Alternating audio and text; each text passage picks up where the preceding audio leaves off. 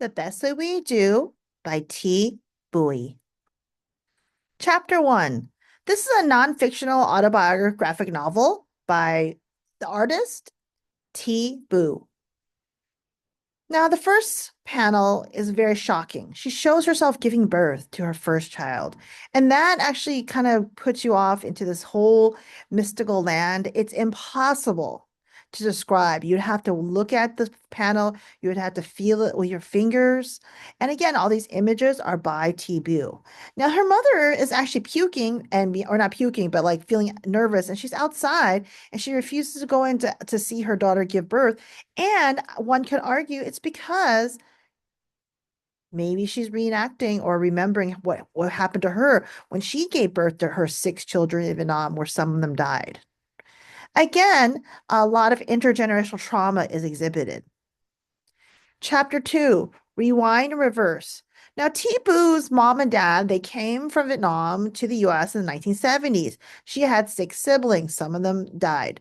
Ma, of course, gives birth to Tam in the refugee camp. Lots of racism that they experienced, lots of trauma in the refugee camps. Chapter 2 goes over it very well. In fact, this summary is not enough. You really have to look at it, trace it, and watch it with your own hands. The beautiful, like, very wondrous images by Tibu. Chapter 3, Home, the Holding Pen. Now, this is really interesting because Tibu talks about how she was raised as a child. Her mother went to work every day. Now, her father, Bo, had to watch her. And because he watched her, he was like a little bit inappropriate. He would like let her watch horror films, read inappropriate books, and pretty much tell her like these horror stories about what happened to him as a child. So again, her father was this like terrifying being that was a chain smoker, right? And so, it really makes you think about who and what forms your parents and why parents would actually kind of raise you that way. Chapter 4, Blood and Rice. So then T talks about, in order to understand my dad, I got to understand him as a child, how he was raised. So one of the panels, and here it is, to understand how my father became the way he was, I had to learn what happened to him as a little boy. And man, this chapter is tough to look at the illustrations, very tough.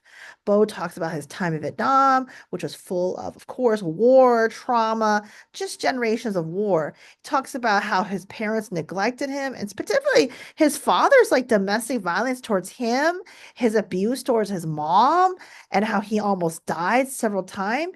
Let's be honest, Bo has PTSD. Now, I remember once my sister, she was telling, and this is like I'm in my 30s, and she was saying, mom and dad have PTSD, and that's why they're like so nuts. And I'm like, what? I mean, I had to grow up with a family where my father was like very stilted emotionally, and my mother was also withdrawn. And I really didn't realize later that they really had PTSD, and only when I came to, Central Valley that I noticed like other people have the same upbringing. Now it's time to talk about your parents' life. I saw this image. I thought this would be great for our class, and it might be helpful for you. It says,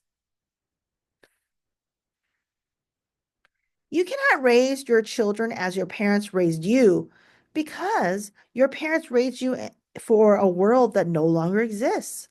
That is for darn sure. Our parents, how they raised us is probably how they were raised. But guess what? How they're raised in those countries and those situations, it's dead. It's over. We have to create our new realities and based on what we need and what we think is good. We're people. They create tradition. We can also create tradition. So again, I'm gonna free you right now. I'm gonna free you. You are free. You can do whatever you want that actually is benefiting you and also non-toxic and non-judgmental and non-traumatic for yourself. So that's actually very empowering. Chapter 5, Either or. Now, T now talks about, she went over like a really traumatic time that Bo's family and how he was just, almost died so many times and, deadbeat dad. Then now T goes over her mom. She was a wealthier upbringing. Her father was a civil engineer for the French. Her grandfather was super wealthy. They lived in Cambodia, and really, they had like tons of servants.